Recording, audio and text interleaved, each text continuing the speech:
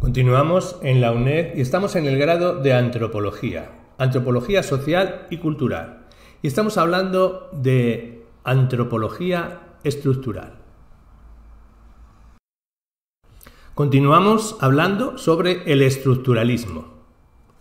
Este se autojustifica entonces no solo como un estudio de conjuntos etnográficos, sino que también se declara orientado a obtener modelos culturales comparables y por lo mismo independientes de sus contenidos.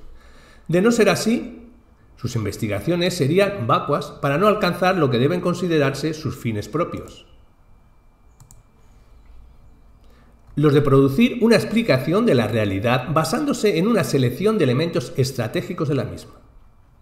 En cierto modo, esta reducción consistente en separar la forma de sus contenidos ha permitido salvar algunos de los obstáculos que oponen entre sí a relativistas y universalistas dentro de la antropología, precisamente por ser en los contenidos donde las diferencias se hacen irreducibles, el empirismo y el relativismo. Se han distinguido por una marcada renuncia a admitir que puedan existir formas universales de comportamiento, en tanto éste se caracteriza por ser una experiencia adaptativa. Esto ha determinado una cierta proclividad al rechazo de métodos comparados por considerar que estos exceden la simplificación y son por tanto incapaces de integrar grandes conjuntos de fenómenos. El historicismo y el relativismo se han definido con frecuencia como intentos de considerar a cada sociedad como conjuntos etnográficos únicos, como culturas únicas, por lo mismo como contenidos también únicos, especialmente cuando se interpretan en su proceso adaptativo y en su misma historia como sistemas. El hecho de que el historicismo haya considerado que la acción de un proceso determina el carácter de las formas culturales ha sido el principal enemigo de la idea de que las formas pueden ser independientes del carácter que puedan tener este proceso. Del carácter que pueda tener, en definitiva, la estructura formal del sistema.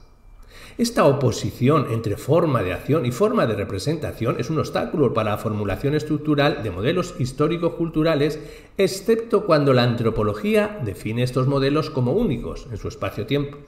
De no ser así, los intentos de producir modelos de razón cultural universal se oponen a los de aquellos antropólogos que definen la cultura humana como especies de vida adaptativa y, por lo tanto, como especies de ámbito espacio-tiempo reducidos. Especies que por lo mismo solo pueden explicarse en su conducta por principios de adaptación dinámica. Sin que el estructuralismo suponga una descomposición radical de la idea de que cada sociedad constituye un proceso único, en tanto proceso y estructura representan modelos diferentes. Lo cierto es que el relativismo etnográfico queda grandemente debilitado cuando los modelos estructurales tienden a buscar en la comparación formal los principios y reglas de su universalidad. Lo que hace el estructuralismo es construir reproducciones abstractas de ciertas estructuras, al mismo tiempo que trata de reconocerlas por medio del método comparado en otros conjuntos culturales. Así, la viabilidad del método aplicado a comparar estructuras etnográficas es mayor que la de cualquier otro método. Eso es lo que nos advierte Hauch en 1968, cuando, en alusión al impacto causado por el estructuralismo sobre el relativismo, dice que Lévi-Strauss ha conseguido patentizar que ciertas formas culturales no pueden ser establecidas como nónadas encapsuladas, sino más bien como sistemas cuya singularidad puede ser reabsorbida en elementos universales, precisamente convirtiendo o traduciendo las propiedades de lo singular en propiedades de lo universal. De esta manera, los modelos universales vienen a obtener una especie de prolongación, aquella caracterizada por el hecho de que ciertas manifestaciones universales, un sistema de parentesco, por ejemplo, de algunos modelos se convierten en hipótesis de trabajo para la investigación de cada cultura. Pues lo que hace el método estructural es, por tanto, reconocer la existencia de un plan o síntesis que incluye reglas de variabilidad referidas a estructuras de amplio espectro componencial. Esto significa que el estructuralismo define tanto un orden como una dinámica de carácter práctico.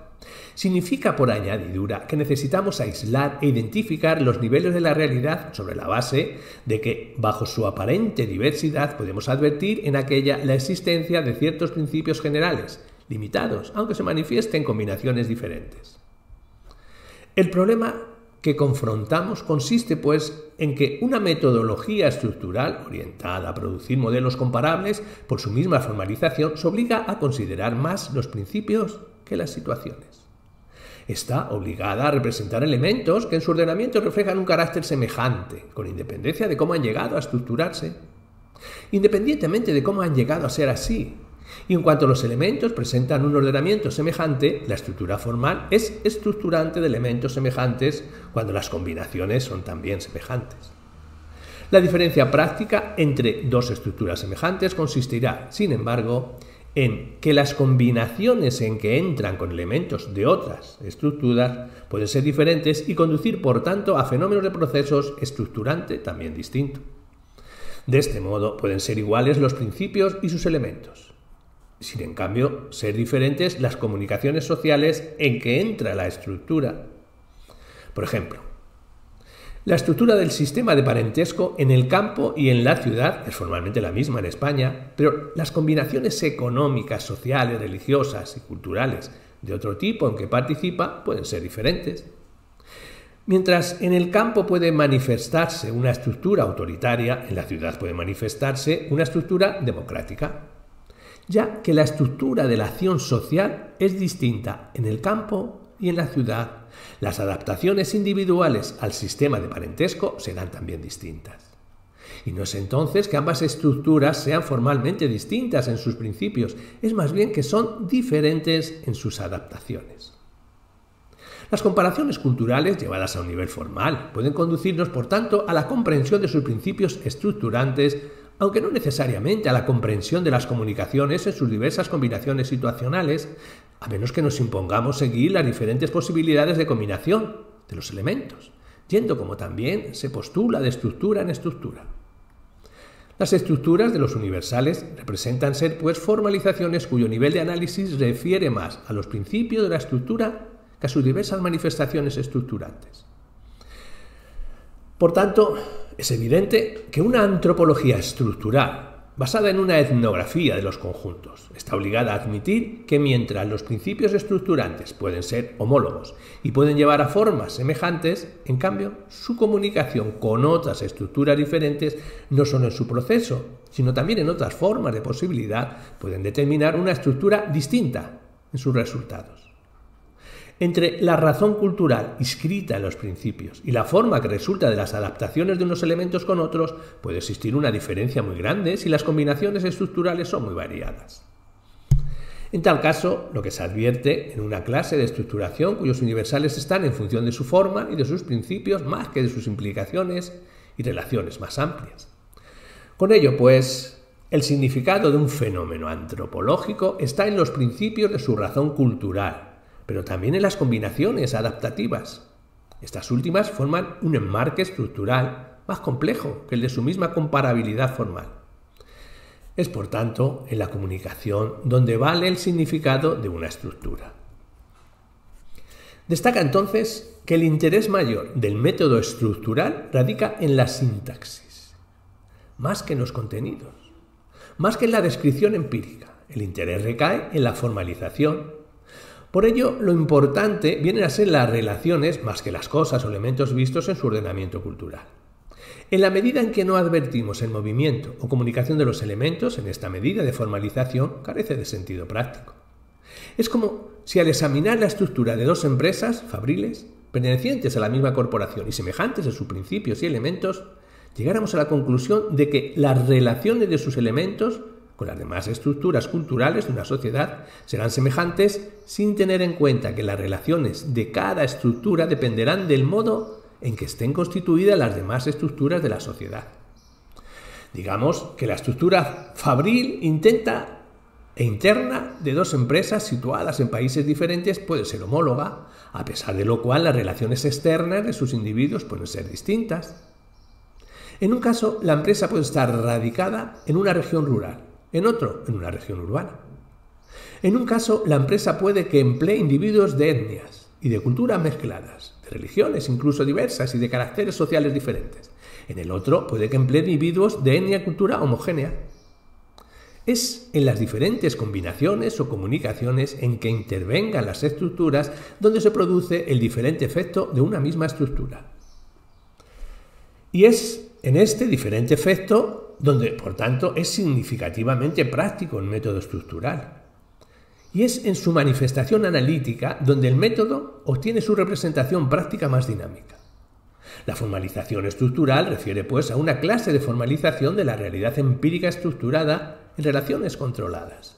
Incluye, por ello, el conocimiento de los principios subyacentes en la organización vista en términos de su comunicación real, en elementos o en individuos concretos, pero también incluye el ordenamiento de sus elementos en términos del análisis de sus efectos o imbricaciones. Este será el significado. La formalización refiere entonces a la estructura como causa y asimismo a la forma como se adapta la estructura a las situaciones, dándose simultáneamente como causa y como efecto de otras estructuras. Decir que los principios inherentes a las relaciones entre un padre y un hijo, por ejemplo, consisten en proporcionar a aquel seguridad, protección y amor a éste, y que mientras dure esta relación el hijo debe permanecer subordinado en relación con el padre, pues no significa necesariamente que la relación social real sea igual a la de la razón cultural, pues los principios de esta razón solo constituyen informaciones formalizadas, pero no suponen adaptaciones universales iguales. Lo que nos dicen estos principios formales es cómo debe ser la relación social. En cuanto el método estructural persigue establecer una relación práctica o empíricamente fundada, dice cómo son los principios en términos de su misma comunicación, vista en ciertas comunicaciones de elementos. Sobre esta base, la continuidad relativa de la correspondencia entre el plan cultural, los ordenamientos de conceptos y los contenidos de sus normas y las funciones y relaciones sociales a que acude requiere una revelación constante de los mismos factores. En realidad, estos factores se recombinan en diferentes probabilidades, sobre todo en sociedades complejas, si se tiene en cuenta que en estas hay más opciones y las alternativas son más numerosas que en las sociedades de estructura sociocultural sencilla, como son las primitivas y las ágrafas. El plan cultural existe, pues, como una correspondencia entre la organización convencional de la praxis social y la estructura que resulta de dicha praxis. Dicha correspondencia es siempre más precaria en términos de su continuidad y del ajuste de factores convencionales en las sociedades urbano-industriales que en las sociedades primitivas y ágrafas. ¿Quiere eso decir?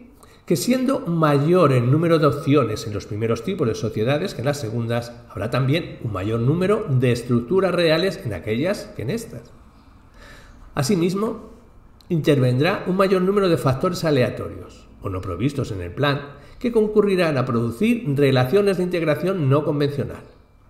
Este es el caso, por ejemplo, cuando el padre abandona a sus hijos, o cuando no provee al hogar de medios económicos, cuando pierde su autoridad sobre la familia.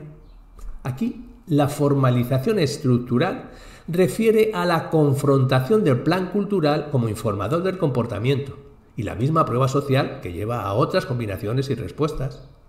Lo que se exige del método estructural, en este caso, es tanto establecer el ordenamiento de los medios de comunicación y los principios sobre los que se fundan estos, como asimismo establecer el análisis de cómo han resultado en sus diversas combinaciones. En tal caso, el análisis se ve obligado a salir de la estructura particular de la relación, explicándola también en función de la estructura más general de ella. El método estructural no se propone, por tanto, ir más allá de los principios que están fuera de la organización que resulta de un sistema de acción cuyas funciones obtenemos dentro de la razón cultural de la sociedad.